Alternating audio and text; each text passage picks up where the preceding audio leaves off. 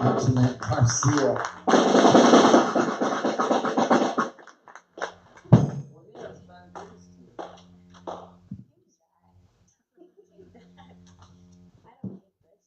Oh, you don't preach? It's a preach rag. You guys can be seated.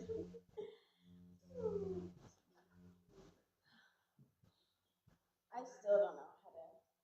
I don't know what you start off with. Some people just say you're supposed to start off with like a joke or something, but all my jokes are Jesus, so you don't want to hear those.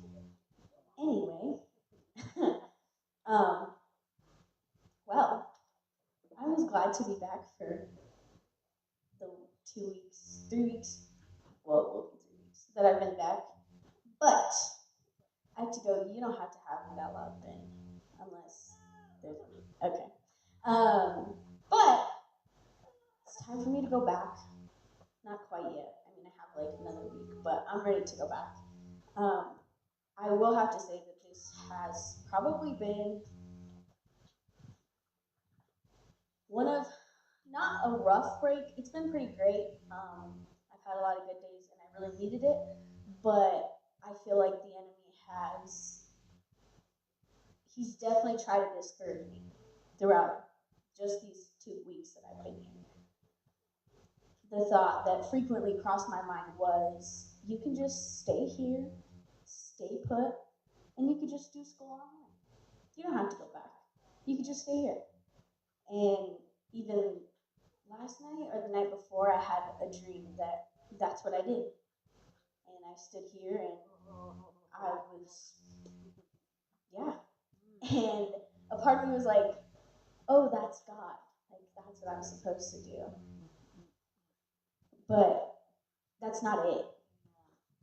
Because if that's it, then me going out there and me spending the time and me growing the time, all that I have grown, then it would have been for nothing.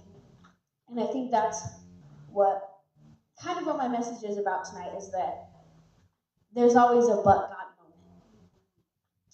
But before there's those but God moments, there's those moments where we say, well, God, if only.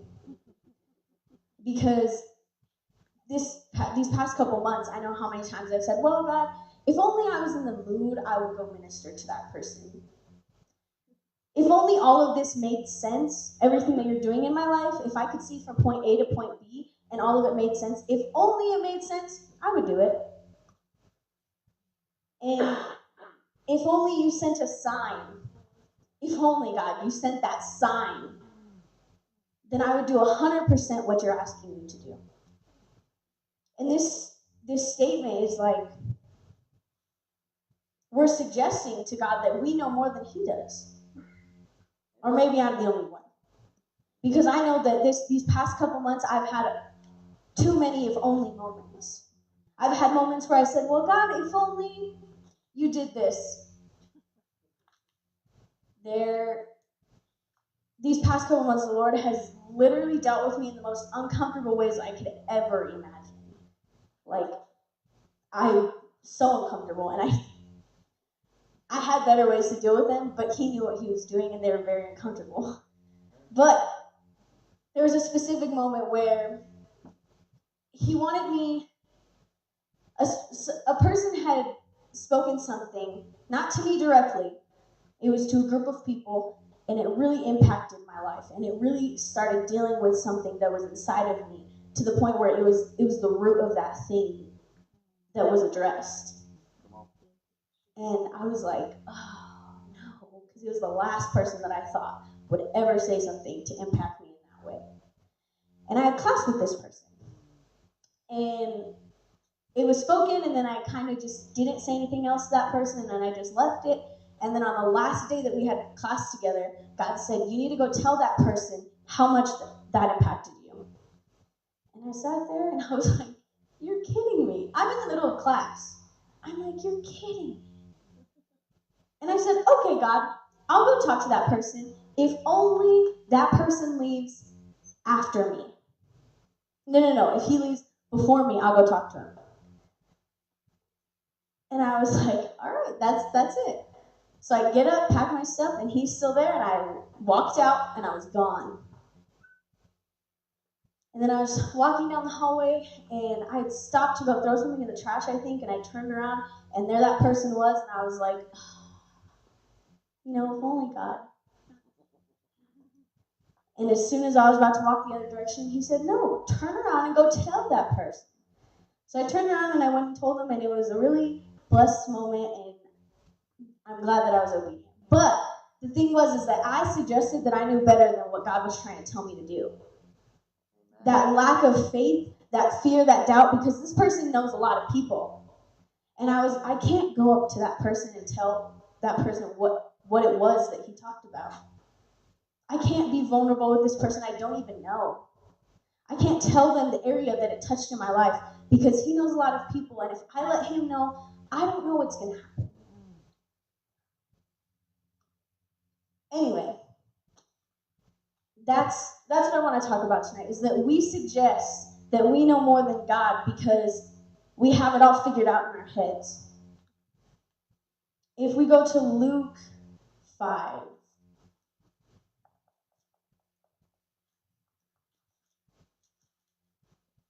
verse 17.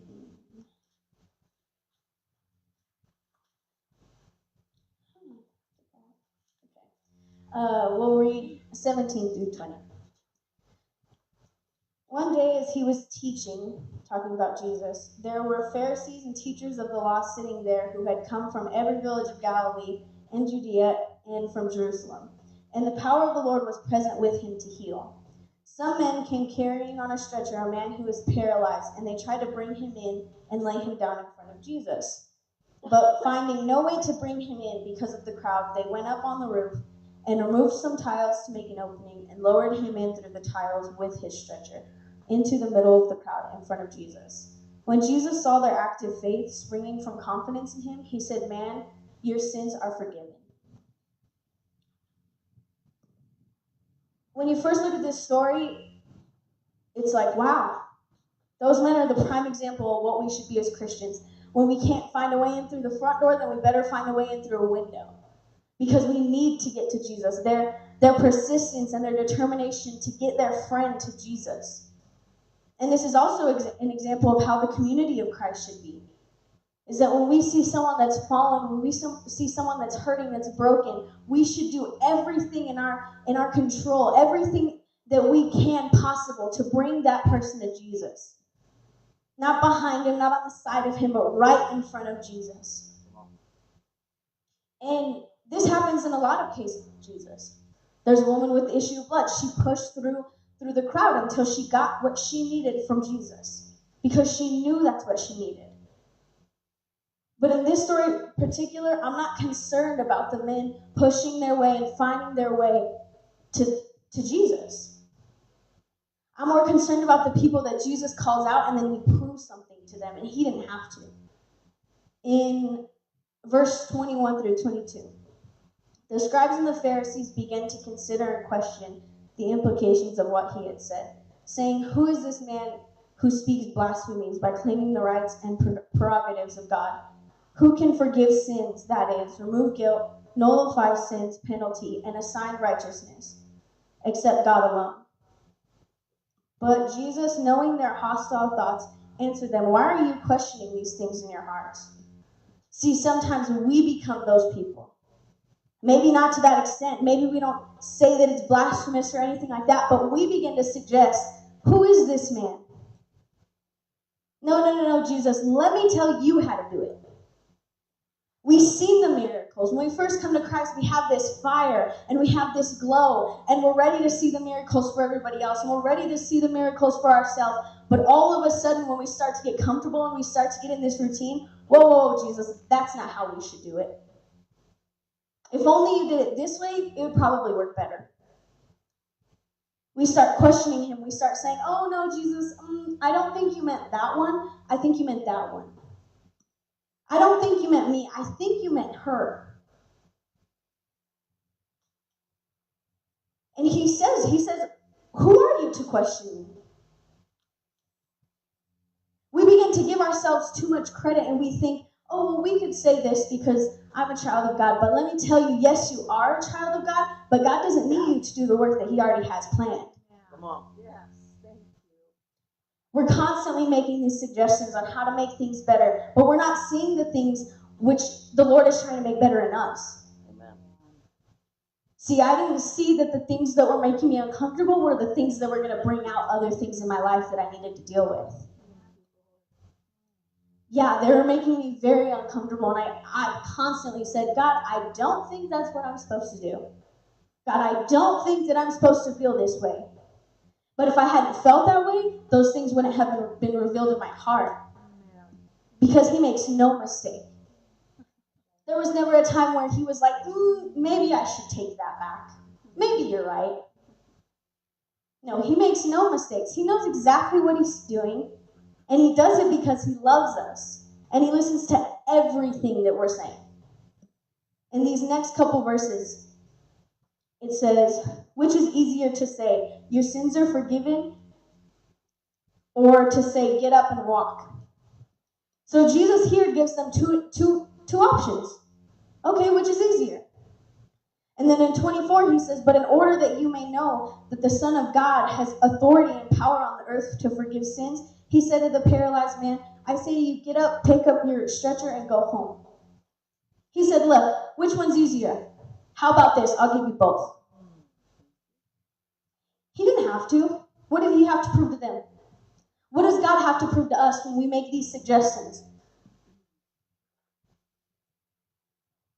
He doesn't have anything to prove to us, and he didn't have anything to prove to them. But because he was listening to what they were saying, he said, here, I'll give you both.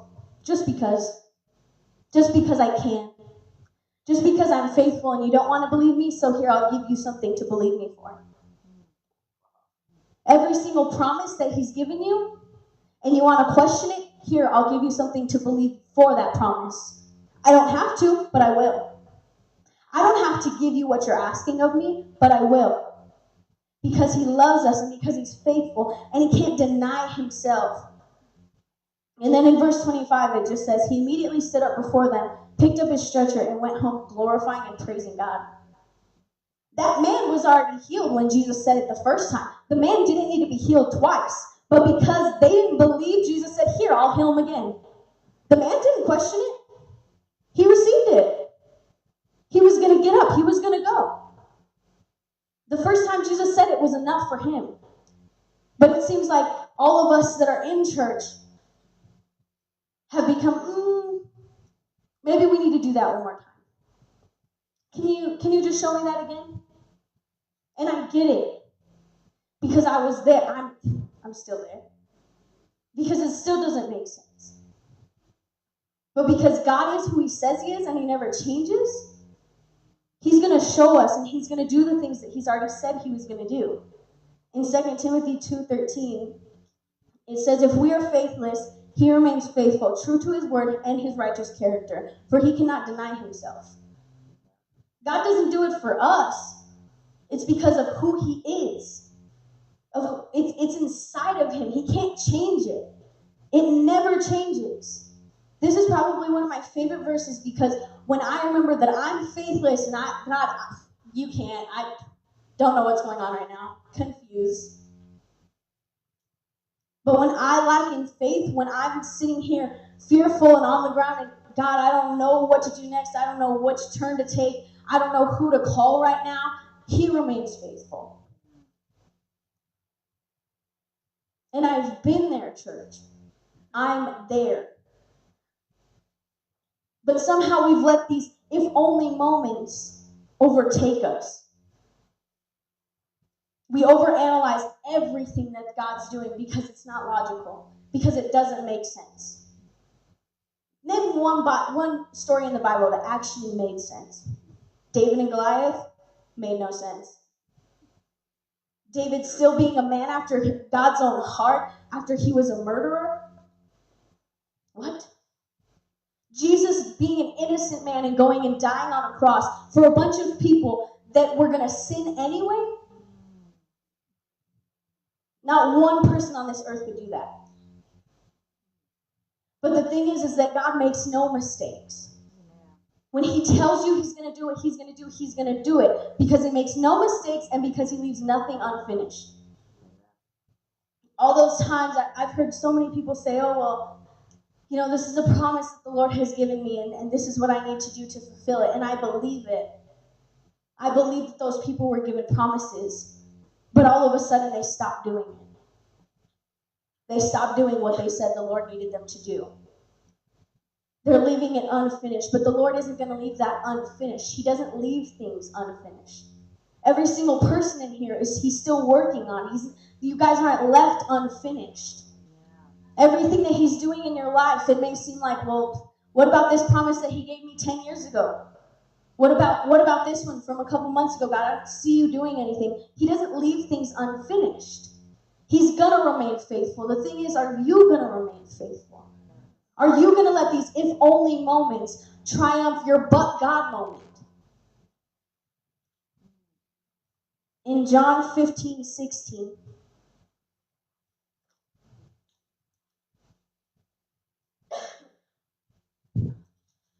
yeah, I'm not going to be up here very long, but God doesn't leave things unfinished. He doesn't make no mistakes. And it's this statement right here. Jesus is talking to the disciples, but it's this statement right here that causes us to have a but God moment. Because he says, you have not chosen me, but I have chosen you, and I have appointed and placed you and purposefully planted you so that you would go and bear fruit and keep on bearing. That your fruit will remain and be lasting, so that whatever you ask of the Father in my name, as my representative, he may give to you. It's not because of who we are, but it's because God called us. He appointed us, and he placed us and purposefully planted us. This statement right here is what causes us to be able to say, I'm not perfect, but God, I can't do this. I'm a sinner and I'm all jacked up. But God said that we don't have to stay that way. But God sent Jesus so that we wouldn't have to die a sinner. We need to stop being so concerned about what everything else looks like. About what everybody else is going to say. You know how many times I've been told that I need a backup plan? Don't have one. Praise God. You know how many people that I've seen in college that are going and they're going to major in ministry, but all of a sudden they changed it because they need a backup plan. What about God? See, the thing is, God doesn't need a backup plan. He wants to use you, but he doesn't have to. I know so many people that are wasting away their calling because they don't believe in the ministry. Because everybody's telling them around them that they need a backup plan. We need to stop being so concerned about our backup plans and start being concerned about Jesus and what he's called you to do. Where are our but God moments? And I'm not saying this because I haven't had them, because I've needed them. This morning at the altar was probably the first time in a while that I cried like that. But my but God moments have to try up every other statement that I make.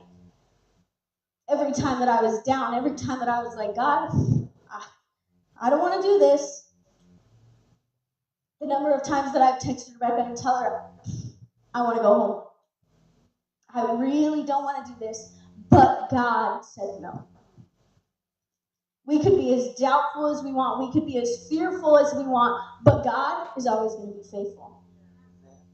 We can sit here and we can cry, and I get it. Do it. But go to God. Don't just do it because you want to sit here and feel sorry for yourself, or because you want everyone to see what you're doing, or because you trust me, church, I get lost. There's times where I literally don't know how I'm going to make it to the next day because I'm like, God, what's going on?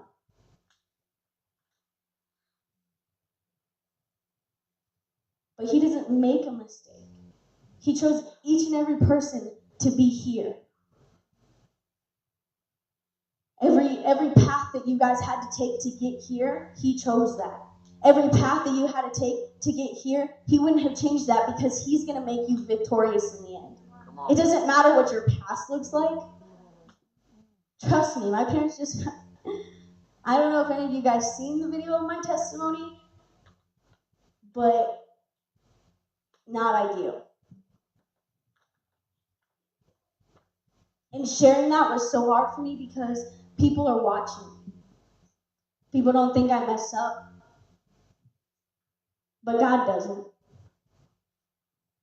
God knew what he was doing.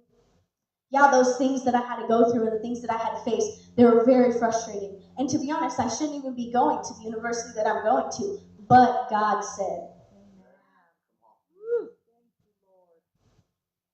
Every thought that questions God or doubts the work that he's doing in your life or the lives of people around you can easily be trumped by a but God.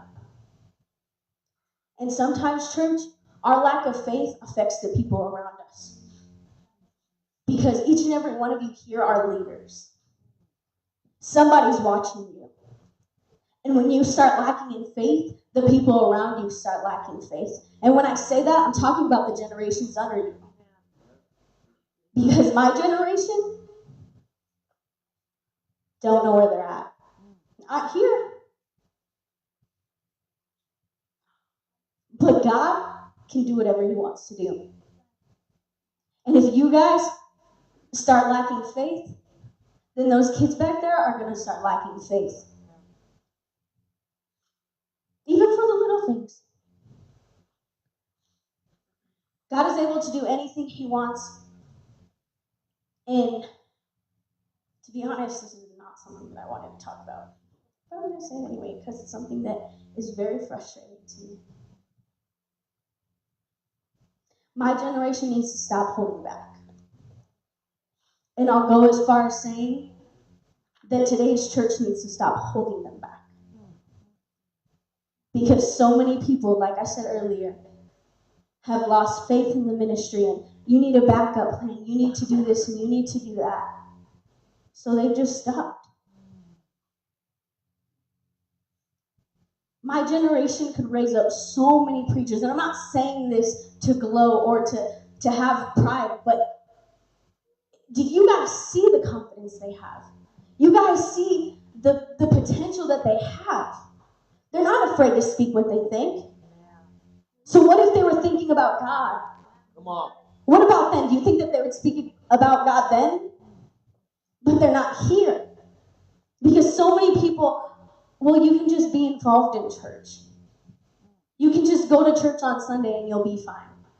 And this is coming from people who are Christians, who faithfully serve God. But they're too scared and they're too fearful to allow the younger generations to step up and have a voice. Come on. See, everybody wants this fire to start. They want this revival to start. And I've heard it countless times that the revival is going to come with this next generation. But the hard part isn't starting the fire. The hard part is keeping the fire. Come on. Because it's easy to get excited. It's easy to go forward and to say, you know what, God, this is it. I'm leaving this one at the altar. But how long are you going to leave it at the altar? Are you going to leave it there? Because keeping it's the hardest part. Because once you get in the routine of it, and once you get in the act of it, and you know how to pretend it, and you know what to say to make it sound good, then that's when you've lost it. That's when it's gone. But God can keep that going. Come on. But God can keep this fire going. And church, I'm not saying this because I'm angry at you or I'm angry at today's church. It's because it's something that's hurting me now. It's something that's affecting me directly. I always do this. And I talk to it about so many people in my generation, and we all see the same thing, is that my generation is not standing because they don't have any but God moments. The few people that I do see serving God that are my age, they're radical. They know God. They can touch Him. They can feel Him because they've gotten that but God and they're not going to let it go. But the thing is that we're all lacking in faith. I'm here. I'm guilty of it. Because it doesn't make sense. The call that God has on my life doesn't make sense. I'll tell you that right now. The kind of person that I am, the way that I look, it doesn't make sense for the things that God's going to do through me, but God is going to make it possible. God's going to open those doors. God's going to speak to those people. Nicole, the things that God's going to do for you, it doesn't make sense. Trust me, it doesn't make sense for either of us to even be doing good right now because of what our families have been through, because of what our past looks like. But God doesn't care what that says, because God sees further than that. He has something for you. I don't know what it is, but it's far greater than just standing behind this keyboard and playing a song. The people that you're going to speak to, the way that He's going to move through you is a way that He can never move through me. Each and every one of us are appointed. Each and every one of us are chosen for something specific. And regardless of what that is, God's going to make it possible. It doesn't matter if you fit the mold. It doesn't matter if you look right to the world, because God has something better. And I've been in this place, church, where it's just constantly, if only this made sense. It doesn't make sense. I've been everywhere else and I just didn't get it. And finally it got to the point where Jesus said, "Why are you questioning me? Just trust me. Just trust me. Just reach out and trust me. Because my way is so much better." That song that she was singing this morning, it's so much better His way. Stop shouting out suggestions. Stop moving people your way, because it's so much better when it's His way.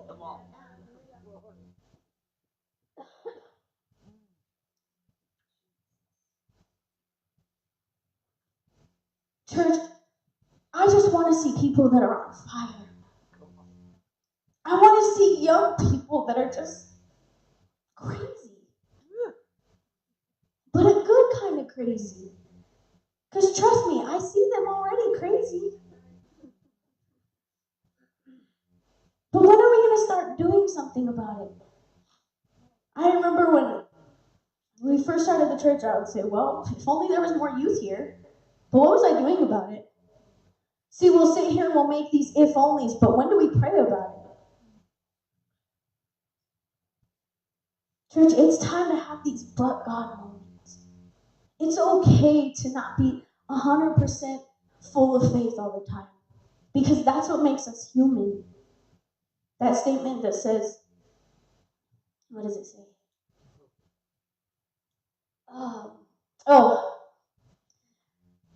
God doesn't give you anything that you can't handle. Yes, I just had hot eyes behind the pulpit. But that makes no sense, because if He didn't give us things that we couldn't handle, then we wouldn't need Him. Everything that we get, we can't handle. We have to trust Him. We have to put our faith in Him. That doesn't make any sense. That is probably my least favorite saying that anybody says, not just Christians. But it's true.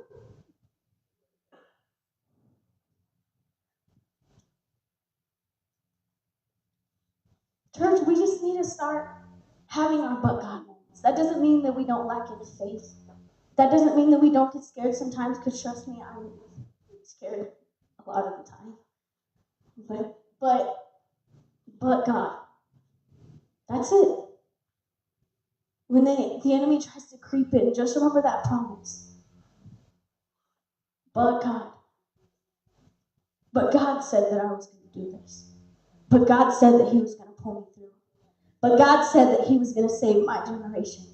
But God said that Nicole was going to go on. But God said that He was going to start raising up leaders in this church. But God said that He was going to start a revival here, now, not tomorrow, not next year, not maybe next week, but now. You guys can stand.